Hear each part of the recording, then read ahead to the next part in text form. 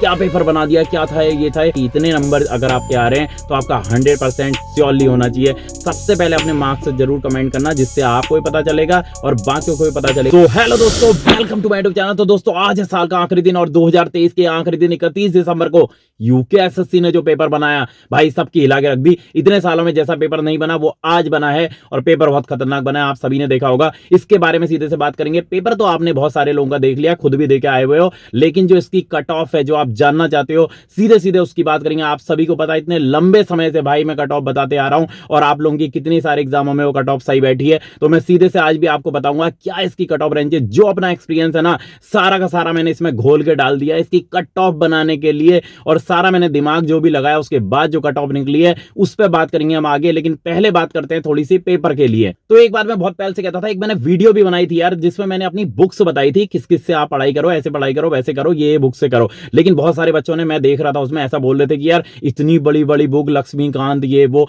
आप यूकेएसएससी के group C के लिए बता रहे हो बुक या फिर पीसीएस या आईएएस लेवल के लिए बता रहे हो। तो मैंने एक चीज बोली थी भाई कि आप कभी भी पढ़ाई करो हाई लेवल की पढ़ाई करो, हमेशा पढ़ाई आपकी हाई लेवल की होनी चाहिए। पढ़ाई आप कम से कम यार यूपीएससी की नहीं कर सकते हो तो आप पीसीएस लेवल की कम से कम पढ़ाई करो। अगर पीसीएस लेवल की पढ़ाई करोगे तो भाई छोटे एग्जाम जरूर निकलेंगे। और मैंने एक चीज बहुत बार बोली है कि यहाँ ये कुछ नहीं होता है कि भाई पेपर कौन सा है, ग्रेजुएशन लेवल का है या इंटरमीडिएट लेवल का है या पीसीएस लेवल का है, किसी भी लेवल का पेपर हो, पेपर कैसा भी आ सकता है। अभी आपने देखा था जो आपका समीक्षा अधिकारी का पेपर था वो बड़ा इजी आया था, उसको मैंने खुद बोला था इजी। और मैंने क्यों बोला था इजी, कुछ लोग कह रहे थे आप इजी क्या दे रहे हो, लेकिन मैंने इजी इसलिए कहा था क्योंकि जो उसका लेवल होना चाहिए था उससे वो इजी था। ऐसा नहीं था कि पेपर ही बिल्कुल बहुत ज्यादा बिल्कुल लड्डू था, लेकिन पेपर जैसा भी था उसे होना टफ चाहिए था जो उसका लेवल था। और आज जो पेपर बना है वो बहुत हाई लेवल का बना हुआ है। टफ पेपर, इसे मैं सीधे से कहूंगा ये पेपर ना मॉडरेट है ना इजी है, ये टफ पेपर है। अच्छा पेपर बना है, टफ पेपर बना है। अगर पेपर बहुत इजी बना देते तो मेरिट बहुत हाई जाती और कंपटीशन वैसा ही बढ़ जाता।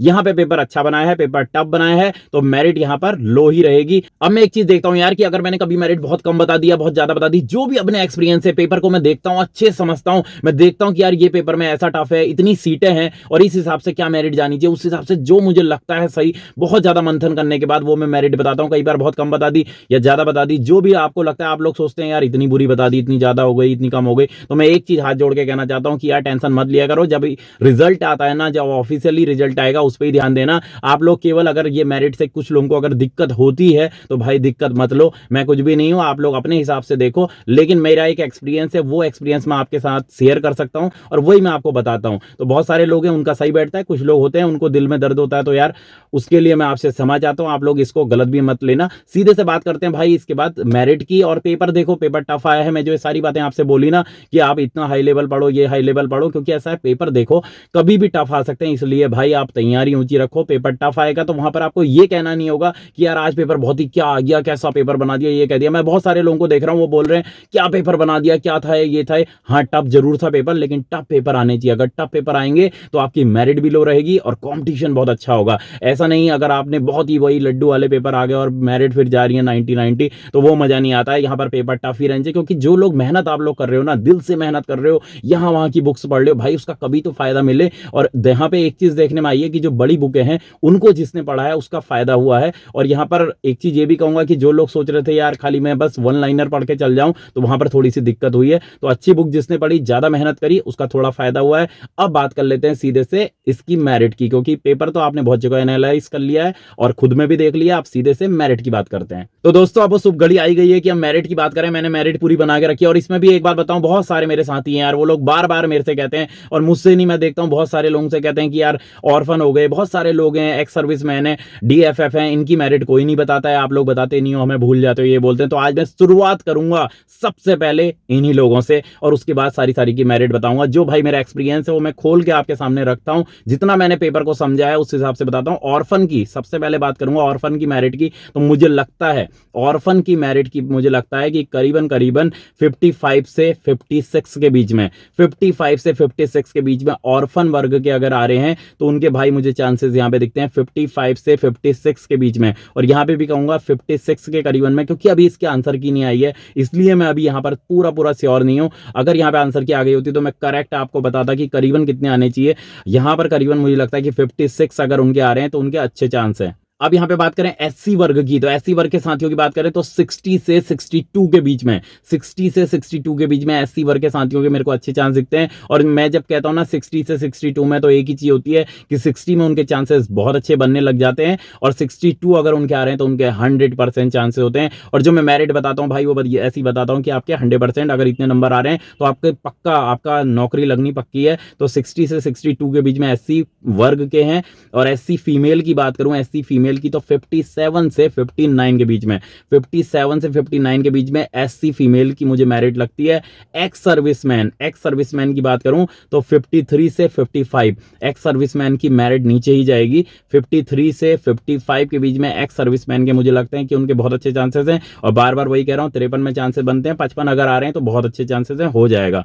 यहां पे आप बात करते हैं जिसका सबको इंतजार है जनरल वर्ग की, तो जनरल वर्ग की बात करूं तो 70 से 72 के बीच में ये है सबसे बड़ा बहस का मुद्दा। अब लोग कहेंगे यार, कोई कहेगा कि 72 बहुत कह रहे हो आप, 68 से 70 के बीच में आ जाने चाहिए, 68 68 नंबर में करीबन जनरल का हो जाना चाहिए। लेकिन एक बात है, कंपटीशन बहुत बढ़ गया है, सीटें अच्छी खासी हैं लेकिन कंपटीशन बहुत बढ़ गया है। तो 70 से 72 के बीच में बहुत सेफ स्कोर है। अगर आपके 70 आ रहे हैं भाई साहब, आपके 69 भी आ रहे हैं तो आपके चांसेस वहां पे बन जाएंगे। 70 आ रहे हैं तो बहुत अच्छे चांसेस हैं और 72 अगर आप क्रॉस कर रहे हैं तो आपका मेरे हिसाब से हो जाना चाहिए, कोई ना कोई सीट मिल जानी चाहिए। अभी मैं एक चीज और भी कहता हूं, इसमें आपको अगर पूरे सीटों वार अगर बताना है कि इसमें कितनी मेरिट जा सकती है, यहां कितनी मेरिट गिरेगी, तो वहां पे मैं आपको बता दूंगा, आगे आप कमेंट में मुझे बताना। और यहां पर अगर बात करें जनरल फीमेल की बात करूं तो 66 से 68 के बीच में, 66 से 68 के बीच में जनरल फीमेल का मुझे लगता है 66 से 68। डीएफएफ वर्ग की बात करूं, डीएफएफ वर्ग की तो 62 से 64 के बीच में, 62 से 64 के बीच में अगर डीएफएफ वर्ग के आ रहे हैं तो उनके बहुत अच्छे चांसेस हैं।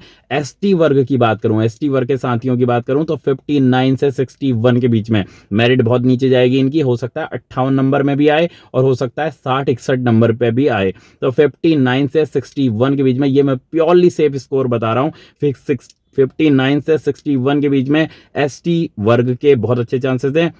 एसटी फीमेल की बात करूं तो 56 से 58 में एसटी फीमेल के बहुत अच्छे चांसेस हैं, इनका हो जाना चाहिए, 58 में 100% हो जाना चाहिए। ईडब्ल्यूएस वर्ग की बात करूं, ईडब्ल्यूएस वर्ग जो कि एक धोखा वर्ग है जिसको बहुत ज्यादा फायदा शुरुआत से कभी नहीं हुआ, तो ईडब्ल्यूएस वर्ग की बात करूं तो 68 से 70 के बीच में, 68 से 70 के बीच में ईडब्ल्यूएस वर्ग के बहुत अच्छे चांसेस हैं। ईडब्ल्यूएस में भी फीमेल की बात करूं तो 65 से 66 तक अगर ईडब्ल्यूएस फीमेल के आ रहे हैं तो उनके बहुत अच्छे चांसेस मुझे लगते हैं। पीएच वर्ग की बात करूं, पीएच वर्ग के साथियों की बात करूं तो 54 से 56 के बीच में, पीएच वर्ग की बात कर रहा हूं, 54 से 56 के बीच में अच्छे चांसेस मुझे लगते हैं। यहीं पे बात करूं ओबीसी वर्ग की तो 69 से 71 भाई, ओबीसी वर्ग यहां पर बहुत नीचे आएगा, बहुत ज्यादा फायदा नहीं होगा। 68 भी अगर ओबीसी वर्ग के आ रहे हैं, 68 69 यहां पर बहुत अच्छे चांसेस बन जाएंगे और 70 के आसपास में है उनके बहुत अच्छे फुल चांसेस होंगे। 71 आ रहे हैं तो बहुत बढ़िया, नौकरी लग गई। फीमेल, ओबीसी फीमेल के देखें तो 65 से 67, 65 से 66 67 और 67 आ रहे हैं तो नौकरी लग गई, 65 में चांसेस शुरू हो गए। तो ये है भाई साहब मेरिट का हाल। अगर किसी की मेरिट नहीं बता पाया तो आप मुझे बताना कमेंट में। और एक चीज सब लोग जरूर करना कि भाई जो आपके मार्क्स आए हैं ना आज के एग्जाम में, जो आपके मार्क्स आए हैं, जो आपको लग रहा है जो आपके मार्क्स आए हैं उनको कमेंट जरूर करना। सबसे पहले अपने मार्क्स जरूर कमेंट करना, जिससे आपको भी पता चलेगा और बाकियों को भी पता चलेगा कि कैसे मार्क्स सबके आ रहे हैं, तो क्या मेरिट आए को जाएगी, खुद में आप एनालाइज कर सकेंगे। और अगर किसी क्वेश्चन में कंफ्यूजन है तो वो भी कमेंट करो, डिस्कशन कर सकते हो, मुझसे पूछ सकते हो सीधे से। और अगर आपको मेरिट में कोई भी कंफ्यूजन है कि आपका होगा नहीं होगा तो आप वो भी मुझसे कमेंट में पूछ सकते हो। तो मिलेंगे दोस्तों ऐसी नेक्स्ट वीडियो के साथ। अभी आंसर की जैसे आएगी इसकी, उसके बाद बात करेंगे, उसके बाद एग्जैक्टली पता चल जाएगा कि इसकी क्या मेरिट जा सकती है यहां पर। लेकिन जो मैंने एग्जाम को एनालाइज किया है उसके हिसाब से मुझे लगता है कि इतने नंबर अगर आपके आ रहे हैं तो आपका 100% श्योरली होना चाहिए। मिलेंगे दोस्तों नेक्स्ट वीडियो के साथ, तब तक जय उत्तराखंड, जय भारत।